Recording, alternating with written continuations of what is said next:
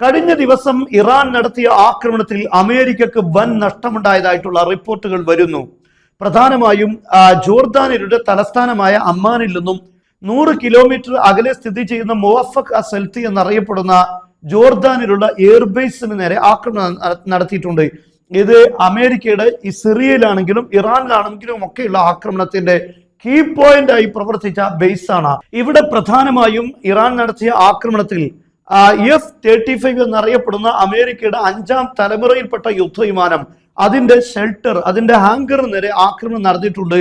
അതുപോലെ തന്നെ F-16, F-15 യുദ്ധവിമാനങ്ങളുടെ ഷെൽട്ടറുകൾക്കും ആക്രമണം ഉണ്ടായിട്ടുണ്ട്. ഈ ആക്രമണത്തിൽ ഒരുപക്ഷെ ഈ യുദ്ധവിമാനങ്ങൾ തകരാനാണ് സാധ്യതയുള്ളത്. പക്ഷേ വ്യക്തമായ വിവരങ്ങൾ പുറത്തു വന്നില്ല. ഈ ആക്രമണങ്ങൾ നടന്നത് തന്നെ സാറ്റലൈറ്റ് ചിത്രങ്ങളിലൂടെയാണ് അന്താരാഷ്ട്ര മാധ്യമങ്ങൾ സ്ഥിരീകരിക്കുന്നത്. ഇറാൻ പറയുന്നതനുസരിച്ച് 12 മിസൈലുകളാണ് ഈ ബേസിന് നേരെ നടത്തിയിരിക്കുന്നത്. ഇതിൽ 7 മിസൈലുകളും ലക്ഷ്യത്തിൽ പതിച്ചിട്ടുണ്ട്. കാരണം ജോർദാനിന്റെ ഡിഫൻസ് മന്ത്രാലയം പറയുന്നത് 5 മിസൈലുകൾ ഞങ്ങളുടെ പ്രതിരോധ സംവിധാനങ്ങൾ തകർത്തു എന്നാണ്. അവിടെ 7 മിസൈലുകളും ലക്ഷ്യത്തിൽ പതിച്ചിട്ടുണ്ട്. ആ മിസൈലുകളാണ് ഈ ലക്ഷ്യങ്ങളെല്ലാം തകർത്തിരിക്കുന്നത് എന്നാണ് പറയപ്പെടുന്നത്. അതുപോലെ ഇവിടെ തന്നെയുള്ള മറ്റൊരു പ്രധാനപ്പെട്ട കേന്ദ്രം അമേരിക്കയുടെ കമാൻഡ് സെന്റർ ആണ്. ഈ യുദ്ധങ്ങളെല്ലാം നിയന്ത്രിക്കാൻ അമേരിക്കൻ സൈന്യം ഈ ബേസിലുള്ള കമാൻഡ് സെന്റർ ഉപയോഗപ്പെടുത്തിയിട്ടുണ്ടെങ്കിൽ ആ കമാൻഡ് സെന്ററിനെ ഇറാൻ ഇപ്പോൾ ആക്രമിച്ചിരിക്കുന്നു. അതുപോലെ തന്നെ മറ്റു പ്രധാനപ്പെട്ട ചില ലക്ഷ്യങ്ങൾ കുവൈത്തിലുള്ള അലി സാലിം എന്നറിയപ്പെടുന്ന വ്യോമതാവളമാണ്. ഇതിനു നേരെ ആക്രമണം ഉണ്ടായിട്ടുണ്ട്.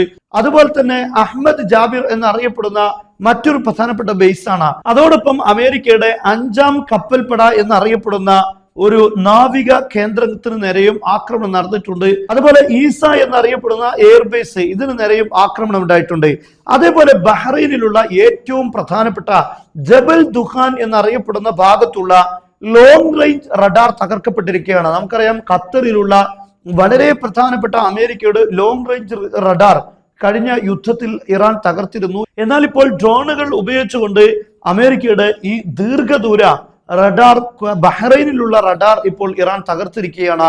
ഇത് അമേരിക്കക്ക് വലിയ നഷ്ടമാണ് ഉണ്ടാക്കിയിട്ടുള്ളത്. യഥാർത്ഥത്തിൽ അമേരിക്ക 20 ലക്ഷ്യങ്ങളെ ആക്രമിച്ചപ്പോൾ ഇറാൻ 21 ലക്ഷ്യങ്ങളെ ആക്രമിച്ചിരിക്കുകയാണ്. അമേരിക്കയുടെ ഒരടിക്ക് 2 അടി എന്ന രീതിയിലുള്ള തിരിച്ചടിയാണ് ഇപ്പോൾ ഇറാൻ നൽകുന്നത്. മാത്രമല്ല ഇറാൻ പറഞ്ഞിരിക്കുന്നത് ഞങ്ങളുടെ ആവശ്യങ്ങൾ അംഗീകരിച്ചുകൊണ്ട് ഒരു ചർച്ചയിലൂടെ കരാറിലേക്ക് എത്തുക, അതല്ല എങ്കിൽ അമേരിക്ക യുദ്ധത്തിന് തയ്യാറാവുക എന്ന ശക്തമായ മുന്നറിയിപ്പാണ് ഇറാൻ നൽകുന്നത്.